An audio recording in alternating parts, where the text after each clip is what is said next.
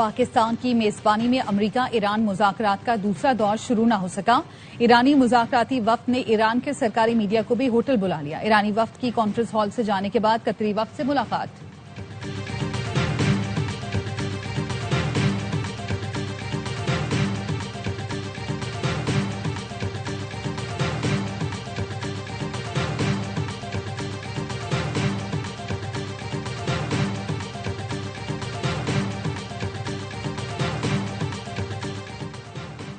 باقر کالباف اور ایران کی قیادت خطے میں امن کے لیے مخلص ہے۔ وزیر اعظم ٹرمپ نے پاک بھارت جنگ بندی میں اہم کردار ادا کیا۔ وزیر اعظم شہباز شریف کا کہنا ہے کہ دونوں ملک ایٹمی تصادم کے انتہائی قریب پہنچ چکے تھے۔ ٹرمپ کی متحرک جرأت مندانہ قیادت نے نازک وقت میں مداخلت کی۔ پاک امریکہ تعلقات وقت کے ساتھ مزید مضبوط اور گہرے ہوئے۔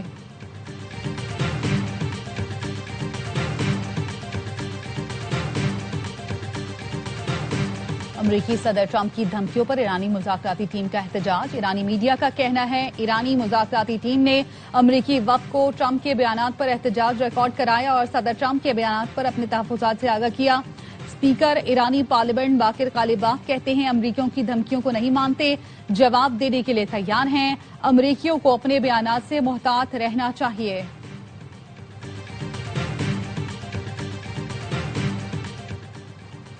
اور میری زندگی میں دو شخصیات اہم ہیں، بھارتی میری اہلیہ اور پاکستانی شخصیت فیلڈ مارشل عاصم منیر ہیں۔ نائب امریکی صدر جے ڈی وینس کا کہنا ہے کہ فیلڈ مارشل سید عاصم منیر کے پرستار، کہا گزشتہ 3 ماہ کے دوران فیلڈ مارشل منیر سے سب سے زیادہ رابطہ رہا۔ ان کی مدبرانہ صلاحیتوں کے بغیر ہم شاید یہاں نہ ہوتے۔ فیلڈ مارشل عظیم فوجی رہنما ہیں، اس کے ساتھ ساتھ فیلڈ مارشل نے خود کو ایک عظیم سفارتکار بھی ثابت کیا۔ آج کی ملاقات اہداف کے حصول کے لیے صرف شروعات ہے۔ قطری وزیر اعظم شیخ محمد بن عبد الرحمان نے کہا جو کچھ ہو رہا ہے وہ خطے اور دنیا کی سلامتی کے لیے اہم ہے۔ ہم خطے کے بہتر مستقبل کے لیے کام کر رہے ہیں۔ قطری وزارت خارجہ کے ترجمان ماجد الانصاری نے کہا حتمی معاہدے کی شرائط طے کرنے کے لیے تکنیکی ماہرین کے گروپ تشکیل دیے گئے۔ قطر اور پاکستان تمام فریقوں کے ساتھ مل کر مذاکرات کے لیے مثبت ماحول فراہم کرتے رہیں گے۔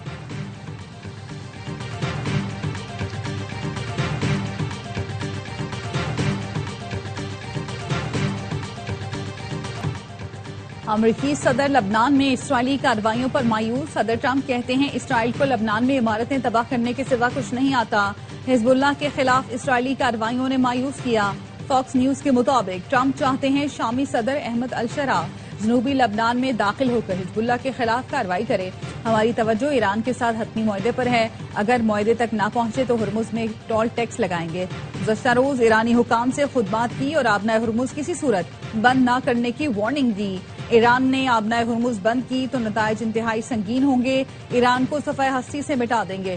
ایرانی مذاکرات کار اپنے ملک واپس نہیں جا سکیں گے۔ صدر ٹرمپ نے ٹروتھ سوشل پر لکھا ایران لبنان میں پراکسیز کو گڑبڑ پھیلانے سے روکے۔ ایران نے پراکسیز کو نہ روکا تو ہم ایک بار پھر انتہائی شدید حملہ کریں گے۔ ہمارا اگلا حملہ پچھلے ہفتے کیے گئے حملے سے کہیں زیادہ سخت اور بڑا ہوگا۔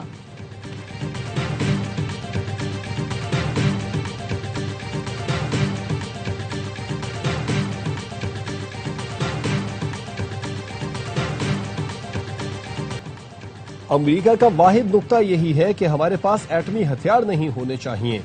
ہم نے امریکی درخواست پر ایٹمی ہتھیار نہ رکھنے کے عہد پر دستخط کیے۔ ایرانی صدر مسعود پزشکیان کہتے ہیں مفاہمتی یادداشت کی تمام شقیں ہمارے حق میں ہیں۔ اسرائیلی وزیر اعظم ایم او یو سے سب سے زیادہ غیر مطمئن ہیں۔ ڈیل کے تحت قطر میں موجود ہمارے $6 ارب کے منجمد فنڈز واپس کیے جائیں گے۔ مخالف فریق نے اپنی پوزیشن بدل لی۔ امریکہ اب ہمارے میزائل پروگرام کا حق تسلیم کر رہا ہے۔ یہ ہماری قومی ہم آہنگی ایرانی فوج پاسداران انقلاب کی قربانیوں کا نتیجہ ہے۔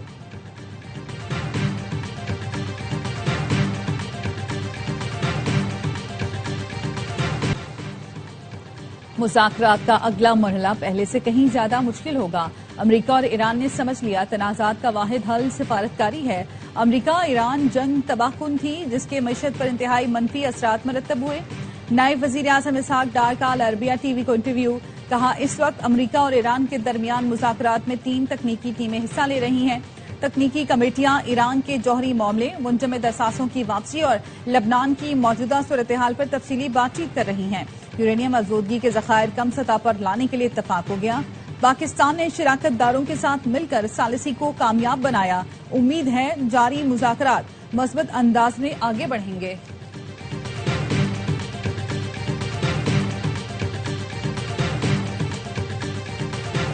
برگن اسٹاک میں مذاکرات شروع ہونے سے پہلے اہم ملاقاتیں، پاکستان اور ایران کے وفود کی مشاورت۔ پاکستانی وفد میں وزیر اعظم شہباز شریف، فیلڈ مارشل سید عاصم منیر، وزیر داخلہ محسن نقوی اور عطا تارڑ شامل تھے۔ ایران کی طرف سے اسپیکر باقر غالباف، وزیر خارجہ عباس عراقچی شریک ہوئے۔ قطری وزیر اعظم اور ایرانی مذاکراتی ٹیم کے سربراہ ڈاکٹر باقر غالباف کی ملاقات ہوئی۔ ایران کے منجمد $12 بلین کے اجراء پر بات ہوئی۔ تعمیر نو کے لیے $300 ارب کی سرمایہ کاری پر بھی بات چیت کی گئی۔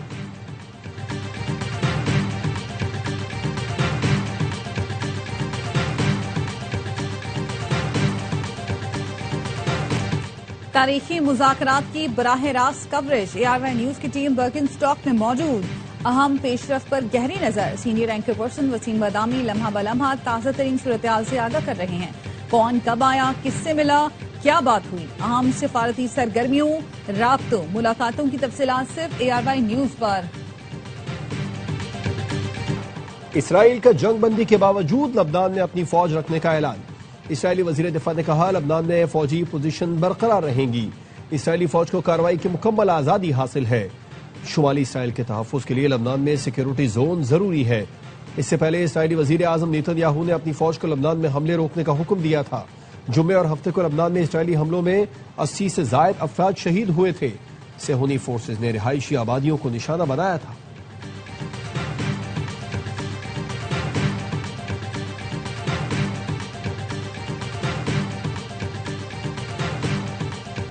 قاہرہ میں مصر، پاکستان، سعودی عرب اور ترکیہ کے وزرائے خارجہ کا اہم اجلاس۔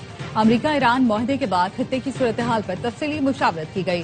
ریجنل 4 کے اجلاس میں نائب وزیر اعظم اسحاق ڈار، سعودی وزیر خارجہ فیصل بن فرحان، ترکیہ کے وزیر خارجہ حاکان فیدان اور مصری وزیر خارجہ بدر عبدالعاطی شریک ہوئے۔ وزرائے خارجہ نے باہمی تعاون کے ترجیحی شعبوں کو مزید آگے بڑھانے پر غور کیا۔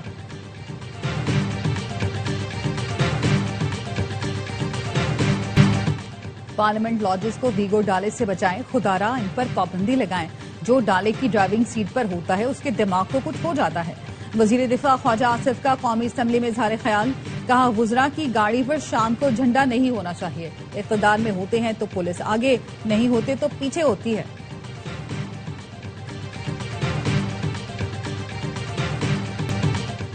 اقبال آفریدی کو ایوان میں آنے کی اجازت دی جائے۔ بیرسٹر گوہر کا قومی اسمبلی میں مطالبہ۔ اسپیکر ایاز صادق نے بیرسٹر گوہر سے ضمانت مانگی، کہا اقبال آفریدی ارکان سے بدتمیزی نہیں کریں گے، غیر متعلقہ لوگوں کو نہیں لائیں گے۔ بیرسٹر گوہر کی یقین دہانی پر اقبال آفریدی کی معطلی ختم کرنے کی تحریک منظور۔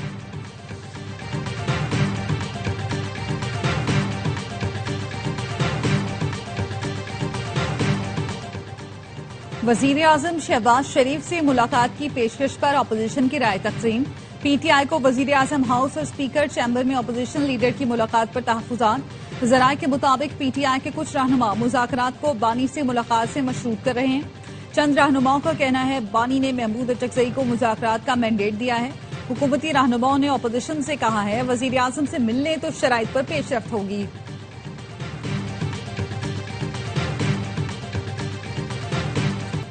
اپوزیشن نے 9 مئی سے بھی کچھ نہیں سیکھا، یہ لوگ بغیر ثبوت کے کرپشن کے الزامات لگاتے ہیں اور ثبوت مانگو تو بھاگ جاتے ہیں۔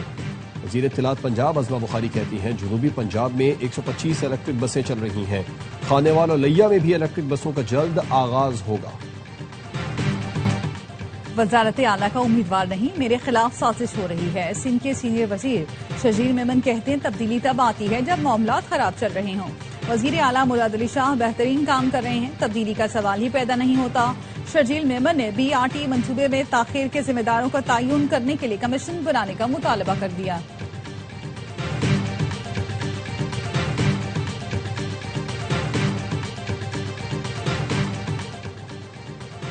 گلگت بلتستان میں حکومت سازی کے لیے پیپلز پارٹی اور استحکام پاکستان پارٹی کے معاملات طے پا گئے۔ پی پی کے امجد حسین ایڈوکیٹ وزارت اعلیٰ کے امیدوار ہیں۔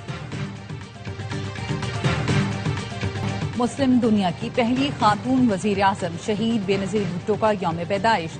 صدر آصف زرداری، بلاول بھٹو اور مریم نواز کا شہید بے نظیر بھٹو کی جمہوریت کے لیے خدمات پر خراج تحسین۔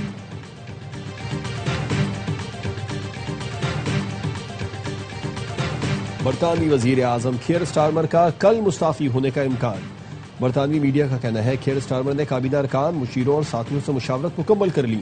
بلدیاتی الیکشن میں لیبر پارٹی کی شکست کے بعد وزیر اعظم سٹارمر سے مستعفی ہونے کا مطالبہ کیا جا رہا تھا۔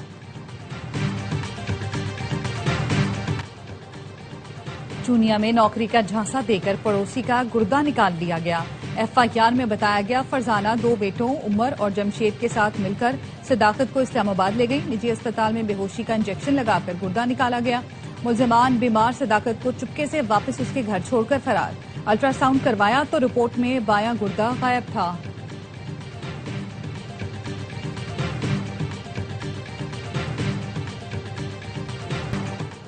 پاک پتن میں حضرت بابا فرید گنج شکر رحمۃ اللہ علیہ کے عرس کی تقریبات جاری۔ دنیا بھر سے لاکھوں عقیدت مندوں کی شرکت۔ عرس کی سب سے بڑی رسم بہشتی دروازے کی قفل کشائی آج شب کی جائے گی۔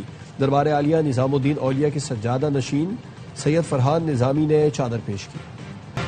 اور مجھ کو چھاؤں میں رکھا خود جلتا رہا، میں نے دیکھا ایک فرشتہ باپ کی پرچھائی میں۔ باپ کی اولاد سے بے مثال محبت، ان کے لیے انتھک محنت کو خراج تحسین پیش کرنے کا دن۔ پاکستان سمیت دنیا بھر میں فادرز ڈے آج منایا جا رہا ہے۔